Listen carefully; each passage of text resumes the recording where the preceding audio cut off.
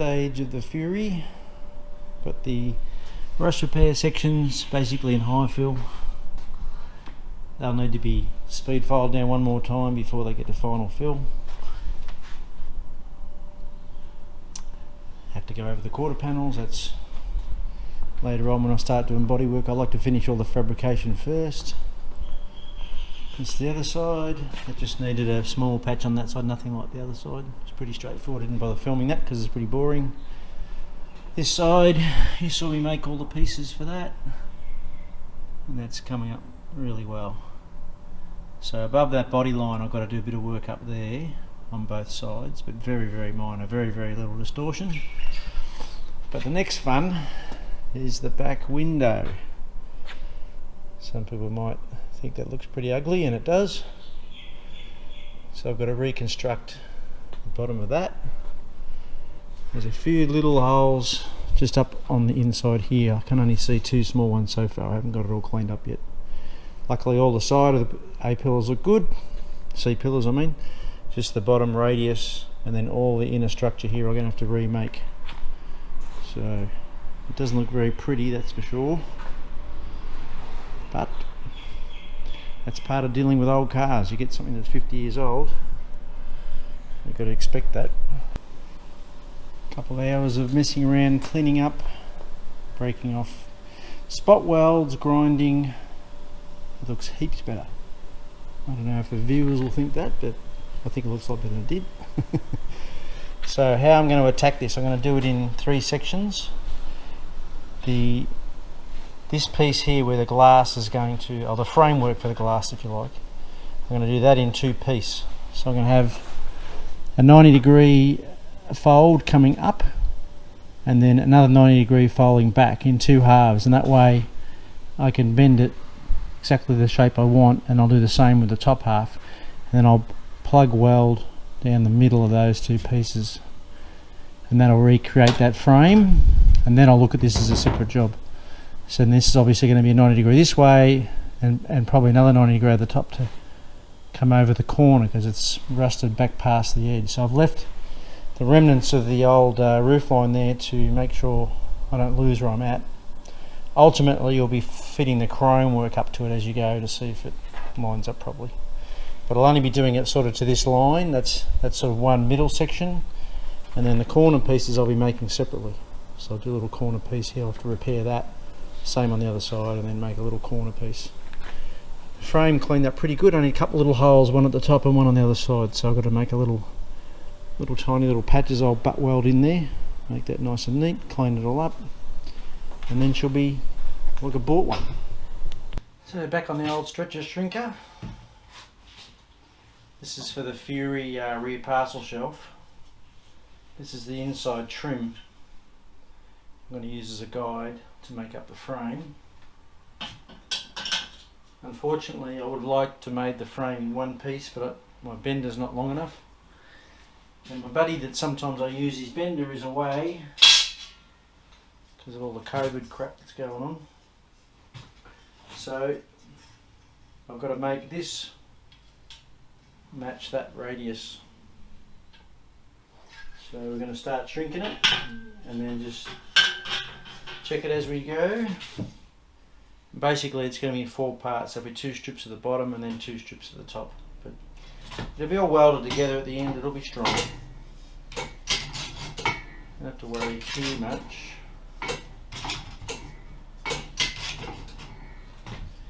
Not sure how much that's got to come around. It's going to go like that. It's already quite a bit.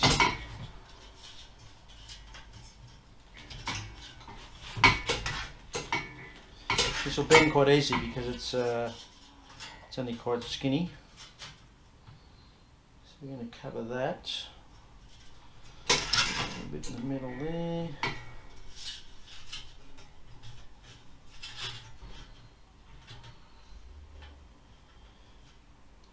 Guys, got to get them all this in.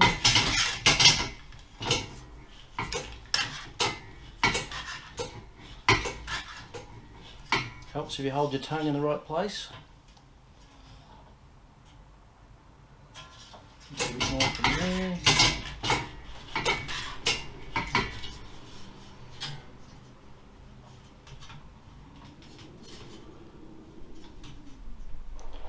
Okay, then there's a bit of a steep turn right in the centre, so I'm going to try and overlap it in the middle.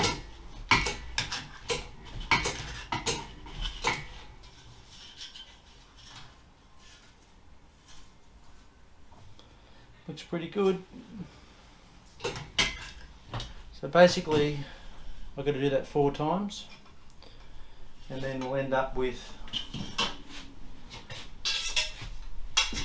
that one on the bottom and then the opposite one on the top that way, and that'll make up the channel that I need to make up the frame. You can see that. And then I'll punch a bunch of holes in one or the other and then plug weld through. And unfortunately I'm going to have to stitch it a little bit in the middle, join the centre, because I just haven't got enough. I can't bend it that long in the bender. So I'll keep stretching away, actually shrinking away. Now in this case, bending it that way is one thing, it's following the line that I want. But what it's done is it's actually make it go like a banana that way. So even though I'm curving that way, I want it to stay on the same plane. So I have to actually stretch this side. So I've shrunk this to pull it around. Now I've got to stretch it to pull it down that way. So go around to the opposite side. And then gently, just see how quickly it reacts. Sometimes it reacts quicker than you think.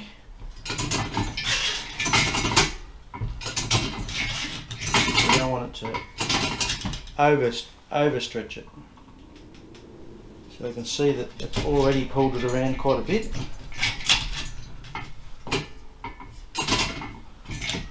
It's all very subtle.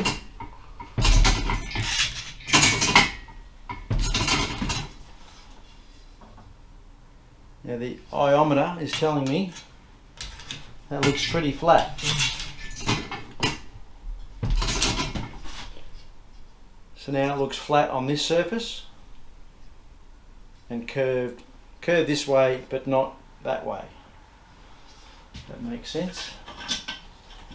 And we just roughly offer it up to that. This is a bit hard to see because this doesn't sit flat, it sits on a bit of an angle.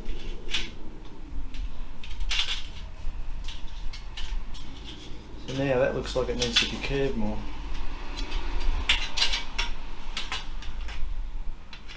No, it doesn't look like it there. Alright, I need to try it in the car. See how it looks in position in the car. Okay, first sort of section down if you like. So that's basically in shape, plug welded back in. Now I've got to do the top half, which reverses back, and that's more important to keep it on the right plane. But it's really not that well, the most important part is the piece that goes on top, this bit that goes there, because that gives you the body line. This one has to have the right height, this one has to have the right shape. So that one will counteract the other, if you like.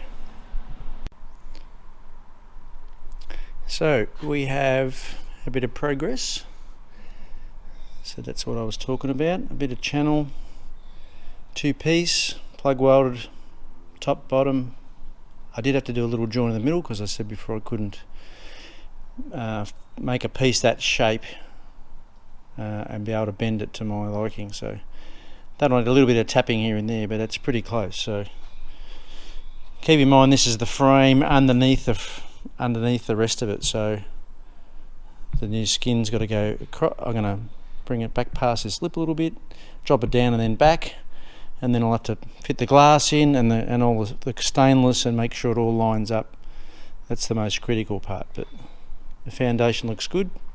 I got the same sort of height between this face here and this face here, so it looks pretty good. And we'll just I'm going to try, and my friend's coming back tomorrow, I'm going to try and bend this section from here to the same seam on the other side and make that in one piece and curve it. So that'll be a bit of a challenge, but it'd be nice to do that not in 2-piece if I can help it. So we'll see how we go. Been messing around now for a couple of hours. So we're making up this filler piece here. So fold this up in one piece. I've got a S shape if you like. and I want to tuck it just under the original panel, and I'm going to clean the edge of that steel up, and then I have to fully weld it just slowly all the way along, right from one side to the other. That's the only way I can do it.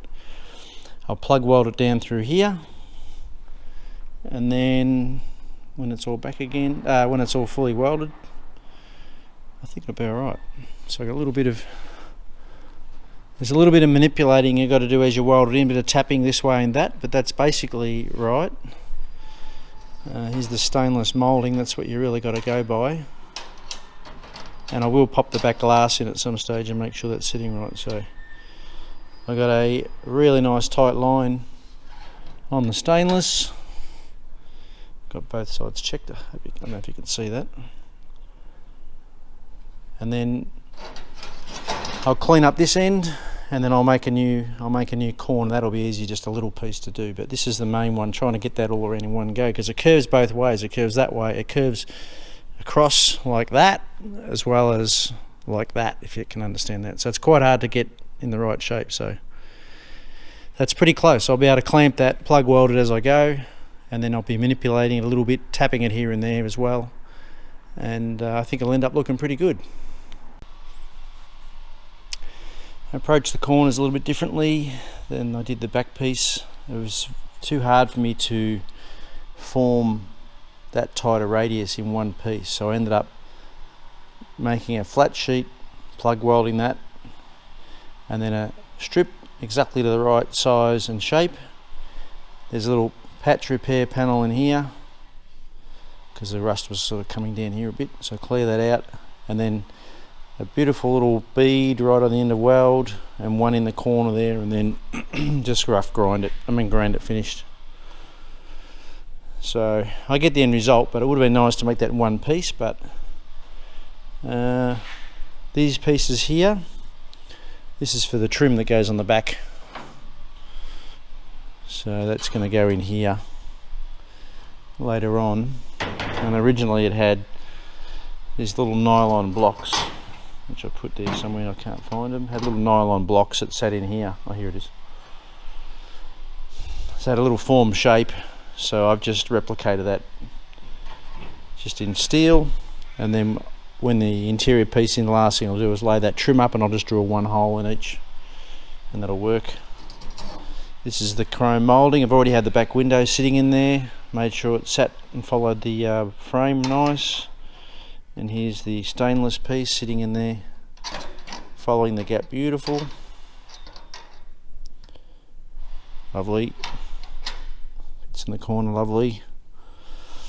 Very little distortion. I run a little smear of filler down here just to get that nice radius and just straighten it out a little bit. This is a vinyl top car to here, so whatever you do, you're never going to see it, but you can spend more time polishing these corners and make them all beautiful. I said a lot, TV shows, you know, run grinds away until you get a beautiful finish, but what you're doing a lot of the time is you're taking the integrity away too much. If you grind too much of the weld away, you end up with hardly anything there. It'll just be paper thin. So I'd rather see a little bit of a witness of the weld, and then you're going to smooth it out with a little bit of filler anyway, so that'll work out beautiful. So there we go. It looks a lot different than it did when I started. So that's moving on to the next spot. I just did a couple of rust repairs on the little frame, just basically cleaned them out and then made a little tiny piece and inserted it and butt welded it in there, so it's nice and flush.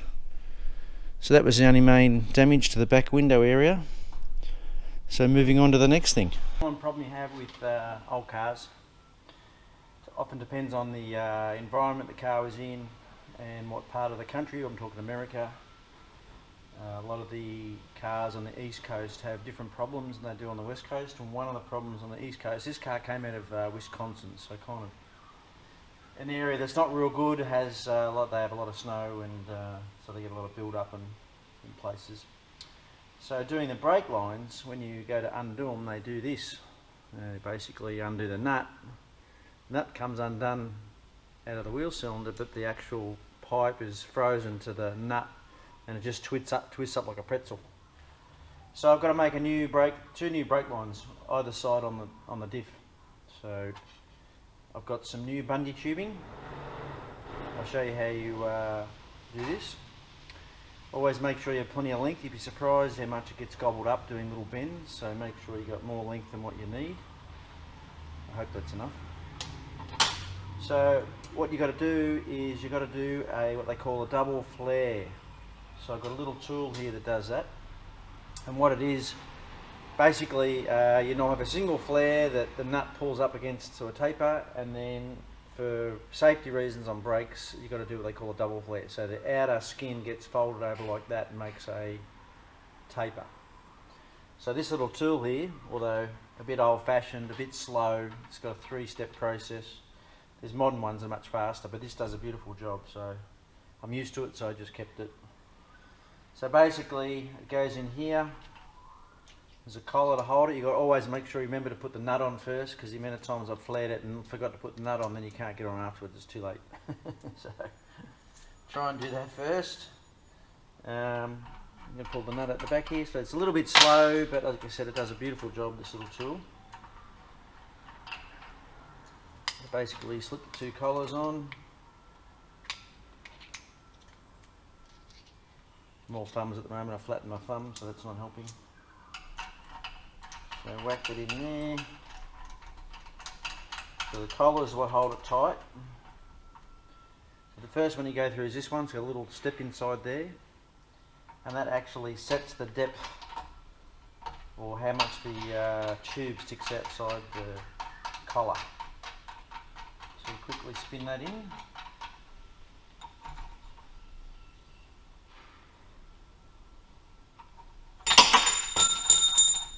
Try not to drop it like that. And you finally tighten that.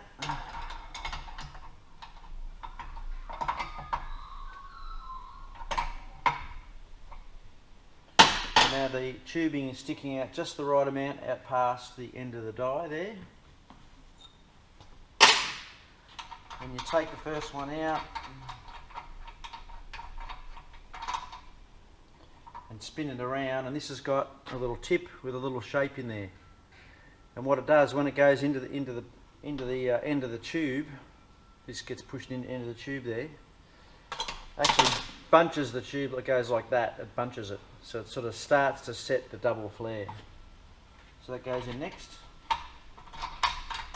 This is only the slow part of just screwing it in and back out again, but like I said, looks like a beauty.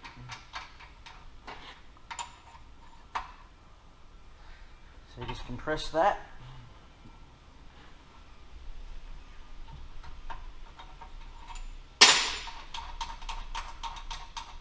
Pull that back out again.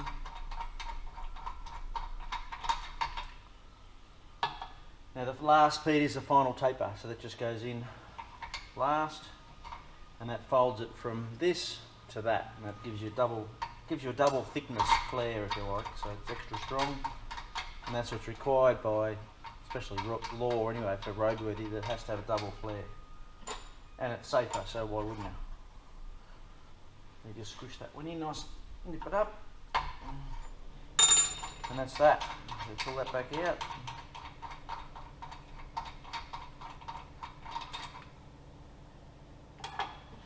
Undo the collar.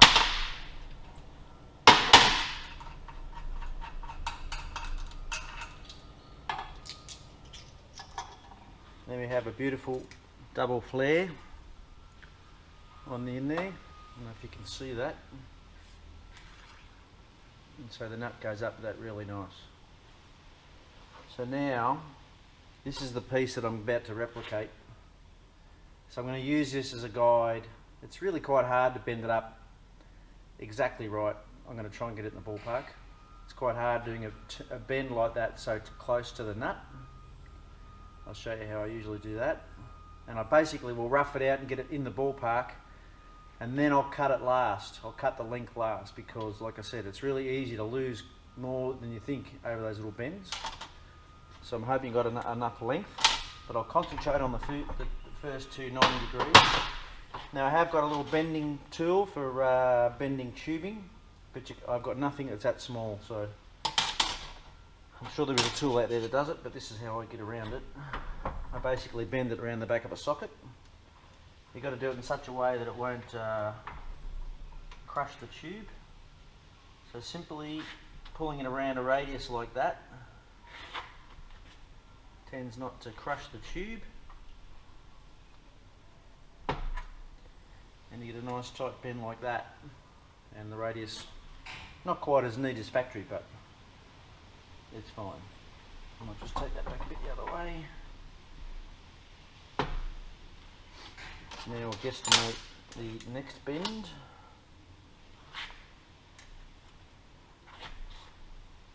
The next bend is going to be the opposite. It's going to be about there.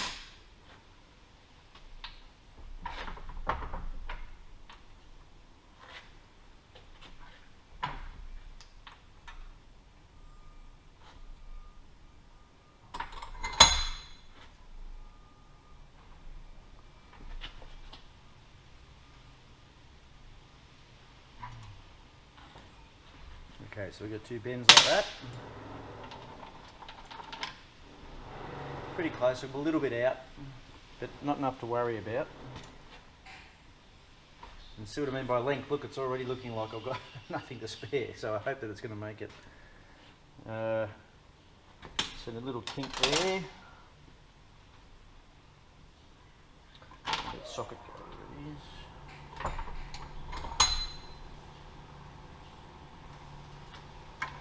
Another one just past that.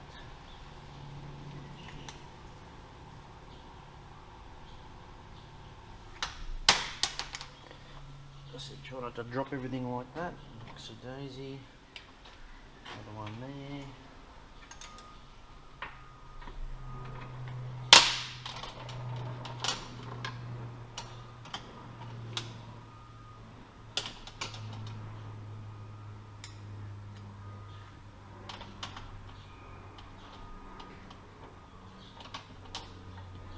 Like I said, I'm getting in the ballpark. I'm not trying to make it exact, but I'll get it pretty close. I'll bring that back forward a bit. But I have to get the flare on the other end now before I do the final bend. Otherwise you won't get it back through the die. So have to go back through the die, have to get the nut back on.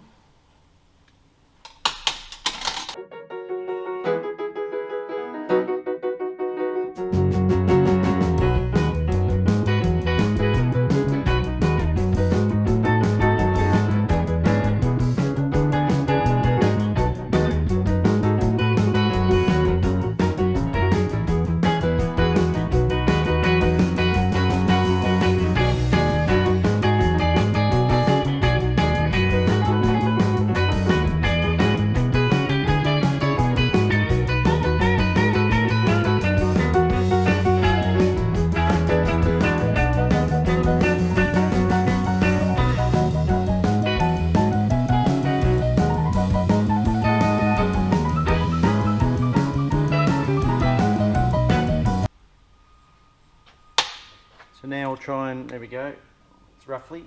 Now I'll try and manipulate it. You'll have to push and pull a little bit around the car to get it to fit, so I'll give that a try and see how it goes.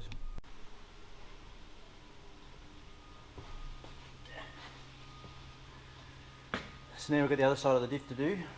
This one goes across from left to right, much longer. So what I'm going to do this time, I'm going to keep the bungee tube at length. I'm not going to cut it at all. And I'll put the nut on this end, and I'll probably roughly shape that most of the way. Maybe leave the last bend straight, flare it, then kick it around. So I'll make sure I get the right length, because as I said, you'd be surprised how much tubing disappears when you go around some bends like that.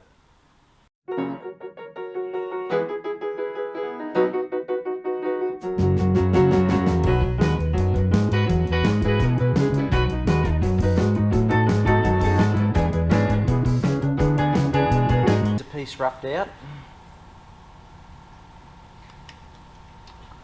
Here's the piece I'm matching. It's not going to be exact, but it's going to be close enough, and by the time you put it on the diff itself, you can manipulate it a bit this way and that. Also, having little bends like that and that, you can sort of shrink it and stretch it. You can get a little bit of movement backwards and forwards. Now you can buy all these, of course, in America over the counter, already pre-made. But it's not that simple in Australia. And sometimes, if you can organise it in advance and you have them with you, or sometimes you get caught out. So I just as soon make it It doesn't cost much, the Bundy tubing's cheap, just a bit of time. It's quite therapeutic. Anyway, I'll show you the end result when it's in the car. Okay, so this is the end result. So we've got the brake line running pretty neat. It's got to go under its straps here, these little catches, it's got to go under those. I mean, let's face it, it's not a very exciting job. It's not a very thrilling thing to be doing in a restoration, but it has to be done. And I like the fact we can do it ourselves and get the job done. It's all new and this will work just like it's supposed to.